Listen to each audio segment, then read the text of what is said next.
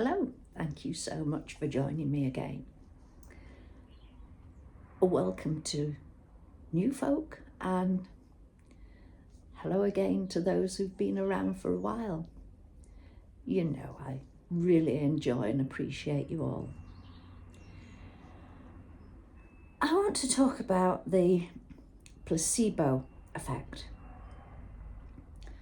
And this is something that I used to include in my hypnobirthing classes about the effectiveness of the hypnosis. And when I was going through all of that, I told them about painkillers. And I can't remember the actual numbers. Nothing new there. I can't remember numbers full stop. It could have been 30, 70%, could have been 40, 60, or I could be way out.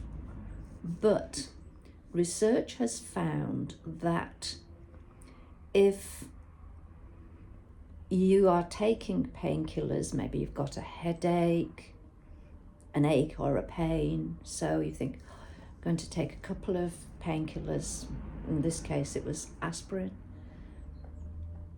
that it's the placebo effect that has the biggest influence on you getting rid of that pain lessening.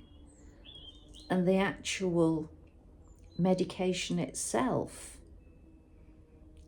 that has a lesser effect.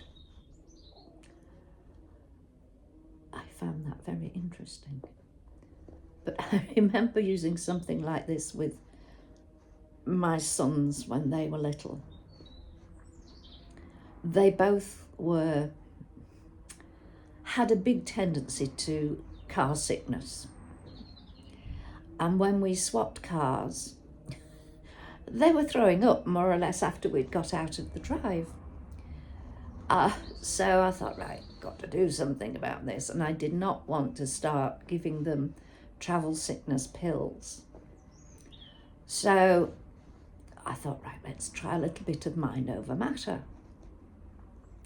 And I put in the car where they sat a folded up newspaper on each of their seats. And I explained at great length that this was a new piece of research, and it had showed that by putting this newspaper under their backsides, it stopped some sort of a vibration coming through the car. And it was that vibration that was causing their feeling of car sickness. I think I went on for quite a bit, but obviously it worked because we set off. No mention of car sickness, no mention of even feeling sick, queasy, nauseous, whatever. Great, amazing.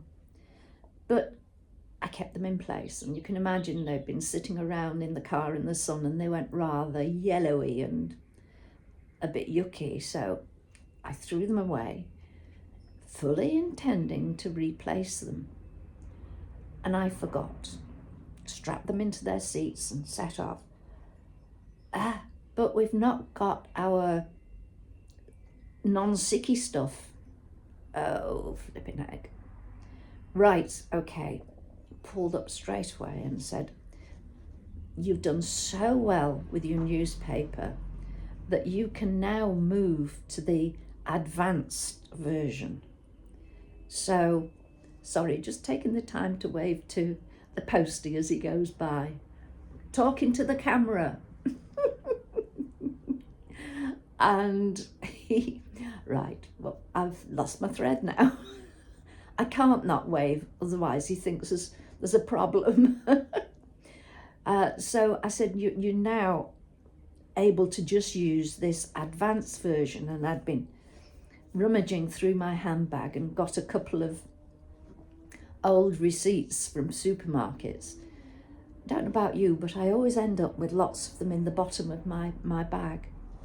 So I said, all you need now is one of these and sit on these, and this will work because you've done so well with the others. And it did. So I can't remember at what point we actually stopped having the need for them, but it happened quite naturally. And boy, was I ever grateful. Because there's nothing worse than you just setting out somewhere and, oh, I feel sick, which usually meant that they actually were sick. And when one was, so was the other. So, joys. Okay, so that's the placebo effect. And it is said that people can cope with a lot more, so much more, when they are shown love. So is love a kind of placebo? If they feel that they are feeling bad, but somebody is showing them love, they're walking the walk as well as talking the talk, that helps, maybe takes away the feeling of loneliness, aloneness, maybe just makes them feel needed, wanted, supported. I've no idea. But we've got the flip side of the placebo effect, and that's the nocebo effect. And I hadn't heard of this until very recently. So, of course, Google, and off we went. So apparently the nocebo effect is if a patient is given information about side effects, if they're given a vaccination or given a new medication, that they will feel those side effects, they will have those side effects. But if they aren't told, they're fine.